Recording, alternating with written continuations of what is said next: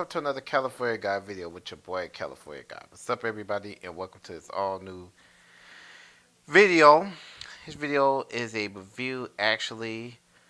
Um, what's that? Kills versus Aliens on the CW, from Supergirl all the way down to the what's that? Legends of Tomorrow. Now, I watched a bunch of reviews and I watched the show for myself. I just caught up with it. I just got through. I watched Legends of Tomorrow over the weekend.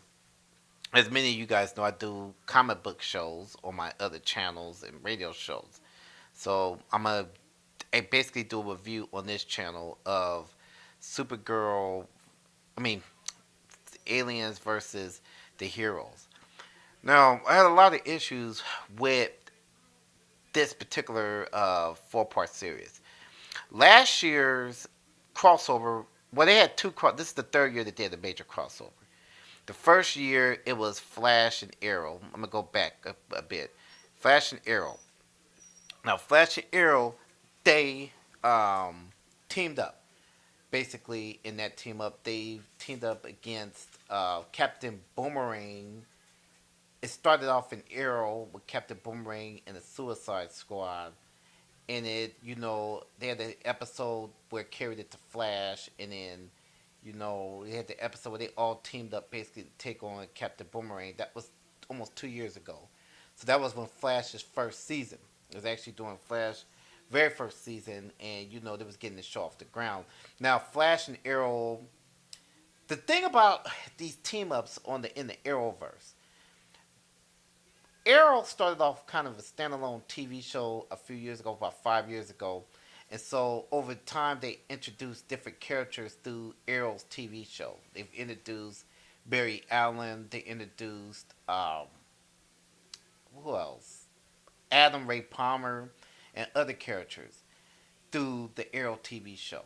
And then you have Flash. Flash was a companion show where it was basically a standalone. I mean, basically a companion to the Arrow show. Flash was basically kind of similar, where they had a team of people, scientists, and all that stuff there, friends, and all that, kind of similar to the vein of Arrow.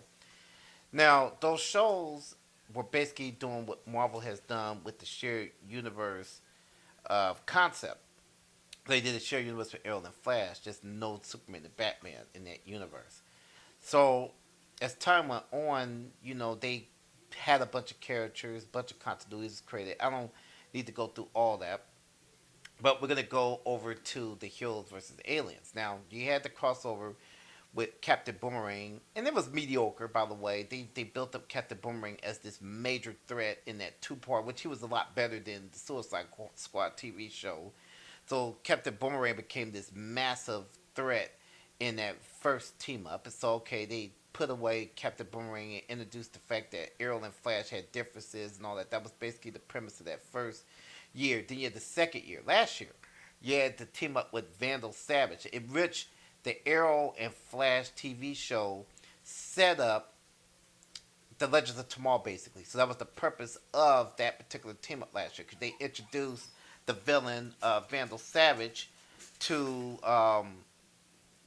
for Legends of Tomorrow. They introduced Vandal Savage to the Arrowverse, and they built up for that show with time travel. So that was the purpose of last year's team up, which was a lot better and a little bit more effective, because Vandal was a major threat. Vandal Savage, if anybody's familiar with him in the comic book, he's the Immortal Man. Vandal Savage, he's faced off against the JSA, so he was a much better threat.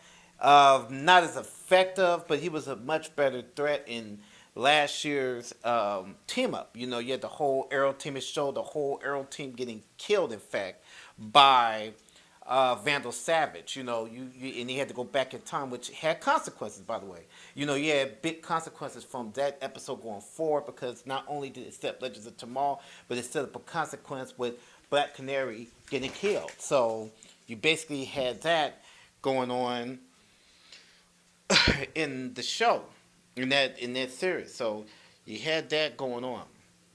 Now, this year was Aliens versus Heroes. Now they recently added Supergirl into the Arrowverse. You basically got Supergirl in the Arrowverse. She lives in another world. So you have a bunch of continuity now. You have a bunch of, they establish an Earth 1, I guess for Earth, for the Flash universe, Flash Arrowverse, that's Earth 1. Now, to people who are not familiar with DC comic books, we have a multiverse in the comic book continuity. You have a multiverse. In the comic book continuity, you have the multiverse where you have Earth 1, which is the Silver Age superheroes, with Superman, Batman, the Justice League, Doom Patrol, Teen Titans, Legion of Superheroes. But in Earth 1 deals with the concept of Superman and Batman regular. This is Silver Age. Superman was Superboy. To give you an idea, Superman, he was Superboy. You know, he fought as Superboy, and Superman was with the Legion of Superheroes, and Superman established the Justice League, basically. Earth 2 is the world where, you know, the superheroes are older. You have the JSA. JSA is the team that protects that world. There's no Supergirl in that world. There's a Power Girl, which is Superman's cousin. Batman, he gets older. He has the Huntress in Earth 2. And you have a bunch of older heroes, you know, the golden age of heroes. Then you have those two worlds. Then you have the third world, which is with Ultraman, the evil Justice League, Crime Syndicate. That's Earth 3, where Lex Luthor is a good guy, and Superman, you know, Owlman, Ultraman, and all them, that's villains on that particular world. You have other worlds too, but I'm not going to get into those worlds because I don't want to confuse you. Now, they try to apply that same technique in the Arrowverse now. So basically, in Arrowverse, you have a Earth 1, which is in it, because you can't use Superman and Batman because of the films. You got the Arrow and Flash as established as the major heroes in that world, and the Justice Society of America. They have a lot of the DC Universe concepts that you would normally see in the comic books, just minus Superman and Batman. So on Earth 1, there's a Flash and Arrow and the Legends of Tomorrow. Most of the stuff you see connects together with them. Then you have Supergirl has her own world, which is where I don't know what that world will be called, but she has her own world where Superman and Supergirl exist in that particular world. Then you have Earth 2. If you guys seen Flash Season 2 with Zoom, and you have Professor Wells and Jesse Quick and all of them in Earth 2. And then you have another Earth where you have the original Jay Garrick Flash that was introduced in the Flash TV show. Now, Heroes vs. Aliens was dealing with, I guess, the acquisition of Supergirl being in the same world as being in the same network as the Flash and Arrow in them. So they had this big massive crossover, which was executed poorly. You had the first episode with Supergirl, which had nothing to do with the team up, but a cameo, a deep, deep cameo they put in there. So they had that cameo, and so what ended up happening is, you know, Supergirl comes to our world, and so the episodes was very poorly done. You know, they dealt with the fact of Supergirl being there. You have mind control. The episodes were based off a storyline in the late '80s called Invasion, which is, if for you old school DC fans, I've read it years ago. The storyline basically was about the threat of metahumans, kind of similar to the plot that you've seen on here. But you had Superman, Batman, and the whole Justice League and different superheroes. So the storyline made sense in that form. In this form here, the aliens are mad about time travel, and you know they try to throw in a conspiracy or two. They did some X-Files type stuff. You know, it was corny. You know, you have Arrow, you know, trying to be like Batman, and you know, I don't trust Supergirl, and you know, then they had the revelations of Flashpoint, and this is the result of a lot of continuity in comic books.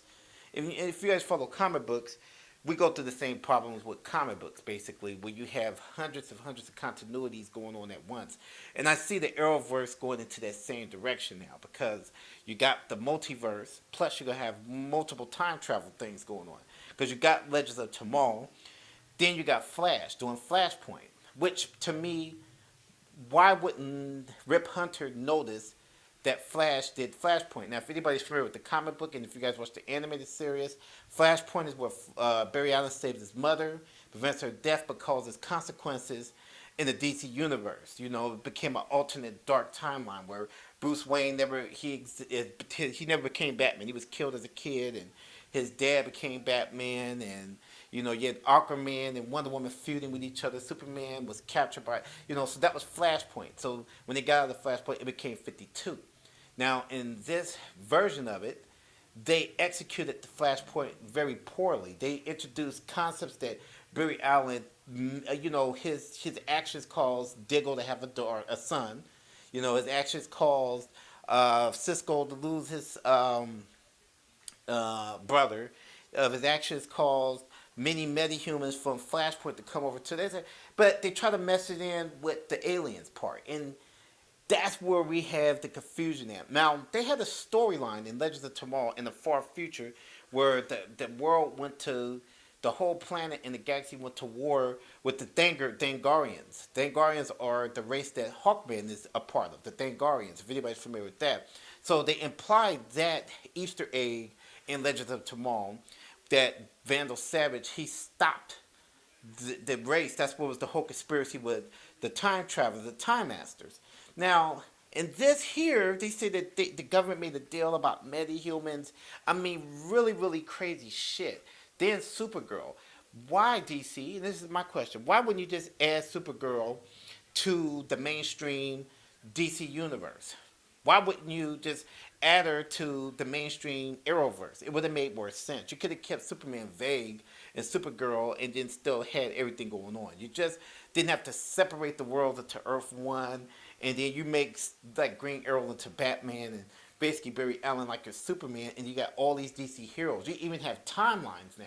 They've even created a timeline where Jonah Hex exists in that world, the Justice Society of America exists in that world. So you got you got a future. You even have a future timeline with different heroes. That's implied that the Legion of Superheroes may exist, from what I'm hearing. So you basically have a straightforward DC universe on TV. You even have a Suicide Squad that was existing in that world also. So people, they have a Suicide Squad. So you had a Suicide Squad. You have the Arrow characters. You have Ra's al Ghul, Deathstroke. All these multiple villains and characters existed in the Arrow world without Superman and Batman. But that's another story. And then you got the films going on at the same time. But the whole point is this TV show was boring. It was very weak. Legends of Tomorrow was horrendous. That last episode was very horrendous. It had no strong revelations. It was phony. It was silly. And I prefer last year's crossover, the first two crossovers. And I have my opinion about the Captain Boomerang one with the first crossover with Flash and Arrow, but that made this look like a Academy Award winning two-parter at the time. So and then I like that Captain Boomerang better than Suicide Squad, by the way. So the one in Suicide Squad was absolutely garbage, but DC, if you guys are gonna do these team ups, you guys are falling into the trap of your movies where you're getting too bogged down in continuity, just like your comic books. And I just don't know what to say on it. People, like and share this video. People, peace out.